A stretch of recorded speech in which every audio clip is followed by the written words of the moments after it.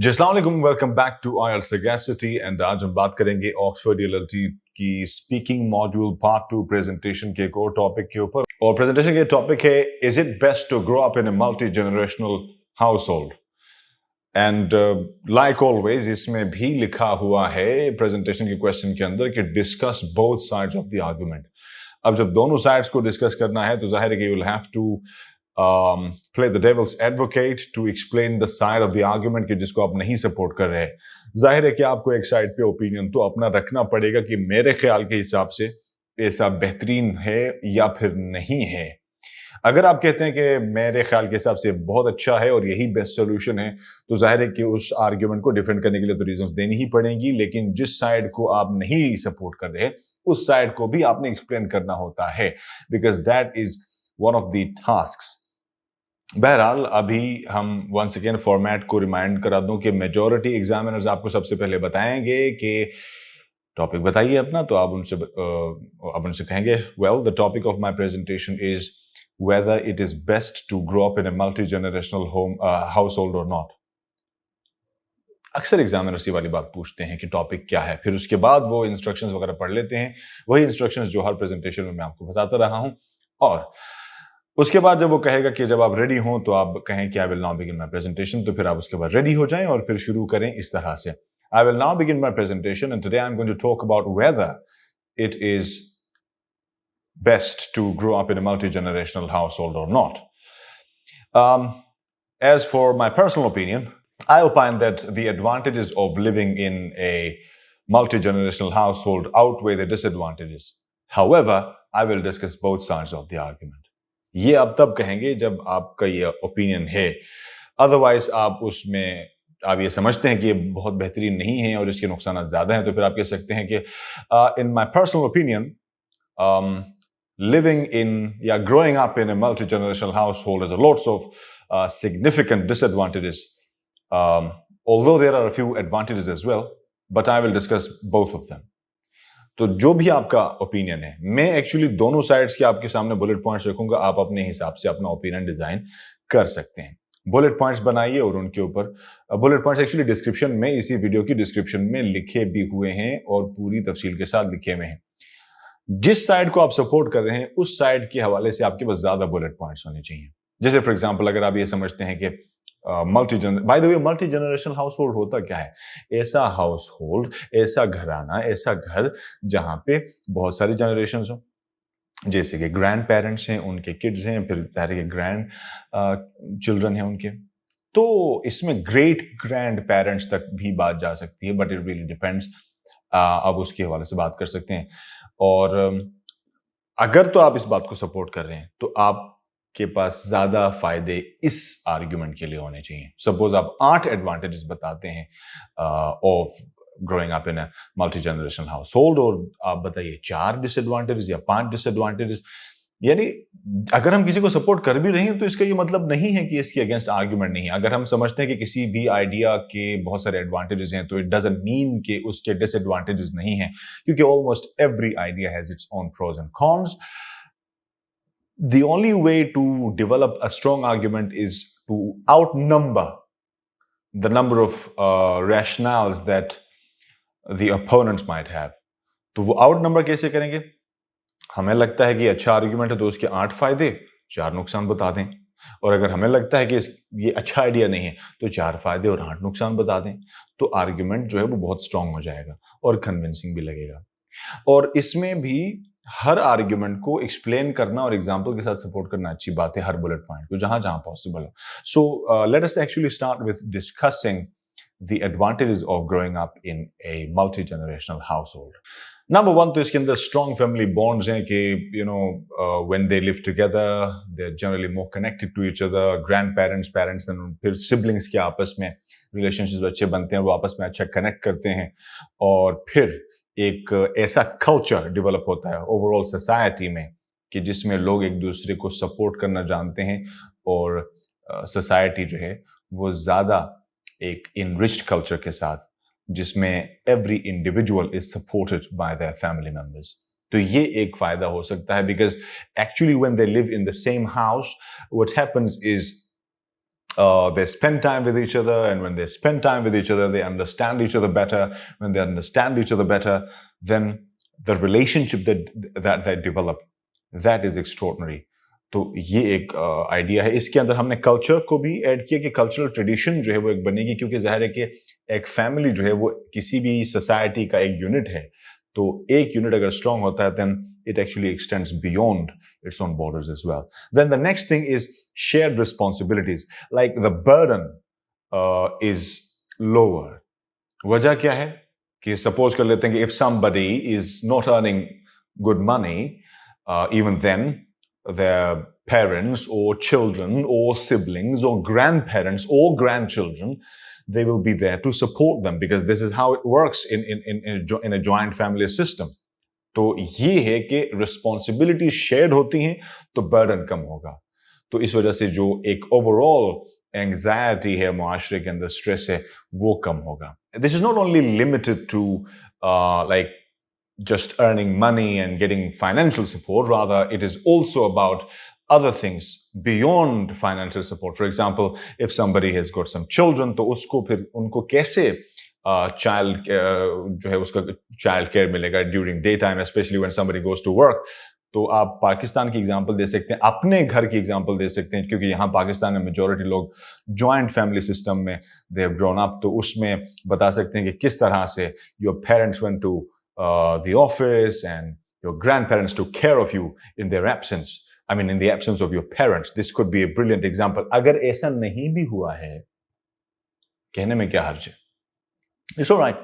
आप कह सकते हैं और कहना भी चाहिए. Next thing जो है ना, इसमें social skills आती हैं. Generally, it has been observed that kids के जो those kids who grew up in joint family systems, they have more social skills. They are more extroverted, sociable, friendly, and confident, because they're used to interacting with other people around them.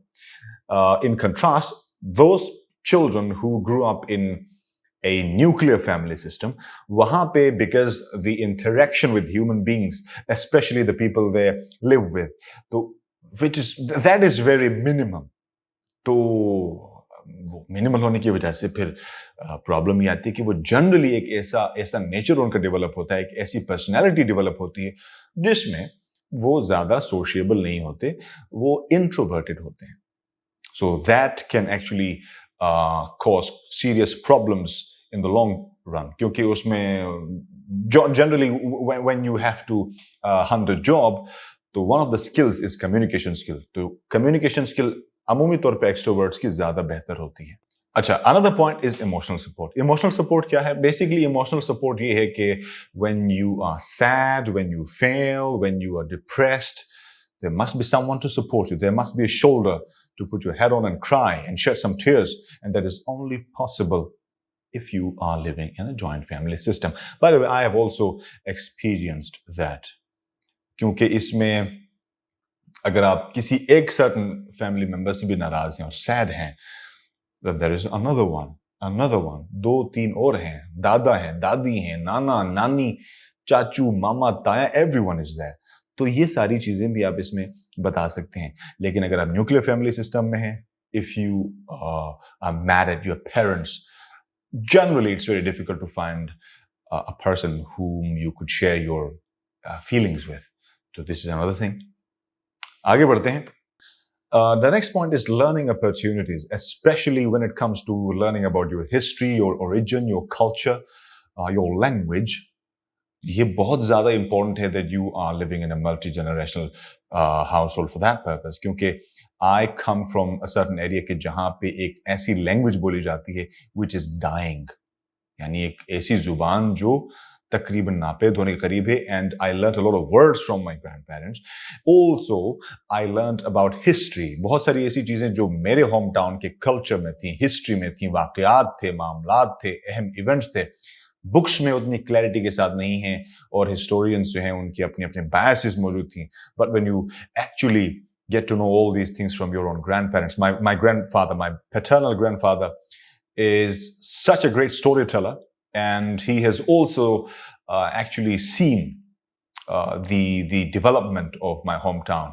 और उसमें British राज जब था ये Indian सब continent में, फिर मुख्तलिफ किस्म के इन्वेजन्स हुई और किस तरह से, because I come from the northern part of the country, तो वहां पे किस तरह की डेवलपमेंट्स हुई, that was something which I learned the best when I learned it from my grandfather.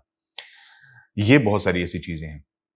And story telling तो like I think grand parents सबके ऐसे ही होते हैं जो अच्छी स्टोरी टेलिंग करते हैं, तो उससे भी काफ़ी चीज़ें पता चलती हैं. बेसिकली उससे वोकेबलरी भी, ख़ास तौर पे जो इंडेंजर्ड लैंग्वेजेस हैं, for example Pashto is not an endangered language. No, it's not. I think we can talk about, I mean, I come from an area where my mother tongue is Shona. Shona is the language, and उसके अंदर आप देखेंगे ये एक one of the languages which was endangered. बहरहाल अभी उसके ऊपर काम हो रहा है, but again. अच्छा, now let us talk about जो दूसरा side of the argument. By the way, मेरा पर्सनल ओपिनियन यही है कि there are more negatives of living in multigenerational household, मेरे ख्याल के हिसाब से. So I will tell you more disadvantages of living in one, क्योंकि मेरा नहीं ख्याल कि इट्स अ गुड आइडिया. मेरा ख्याल है कि जो मल्टी जनरेशनल हाउस होल्ड है उसके अंदर रहने के बहुत सारे प्रॉब्लम्स हैं, बहुत इश्यूज होते हैं. सो मैं अगर होता तो मैं इसी के फेवर में जाता, यानी कि डिसएडवांटेजेस ज्यादा है, मैं ये कह रहा होता. बहरहाल अभी एक एक करके देखते हैं. Number one privacy concerns. सबसे बड़ा मसला ये है कि हाउस होल्ड, आई मीन जो मल्टी जनरेशनल हाउस होल्ड है, जॉइंट फैमिली सिस्टम है, इसमें बहुत ज्यादा प्रिवेसी इश्यूज हैं. Because if you have suppose a certain number of rooms, but there are more and more people, you have to share your rooms with your siblings, sometimes with your grandparents, which is extremely awkward, unacceptable at all किसी भी civilized nation के लिए. I think इसीलिए majority लोग आजकल की दुनिया में nuclear family systems में रहते हैं. And it's a good idea. I think I personally support it. क्योंकि देखें, मैं ये नहीं कह रहा कि आप ये कहें कि दूसरा आइडिया बिल्कुल गलत है. फायदे भी हैं, लेकिन जो उसकी प्राइस पे करनी पड़ती है, that is going to be something which bothers me a lot. The next disadvantage of living in a household where there are lots of different type of age groups, तो उसमें सबसे बड़ा मसला ये आता है कि young generation जो है, यानी young individuals हैं, they start depending unnecessarily on their parents or on their grandparents, क्योंकि बहुत सारे वो देख रहे होते हैं कि वो सपोर्ट कर रहे हैं everywhere. तो वो एक्चुअली उसको अपनी एंटाइटलमेंट समझ रहे होते हैं, अपना हक समझ रहे होते हैं, which is not true.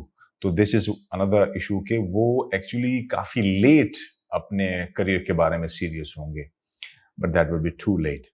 तो आई थिंक ये एक मसला है कि they take it for granted.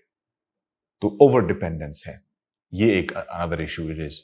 Similarly इसमें एक और डिसएडवांटेज है कि there is no autonomy at all, यानी कि इंडिपेंडेंस नहीं है, ऑटोनॉमी नहीं है, especially when it comes to choosing a career. You can, I think ये अभी एक क्लीशे भी बन चुका है, बट अगेन मसाइल तो हैं, ये कहना पड़ेगा.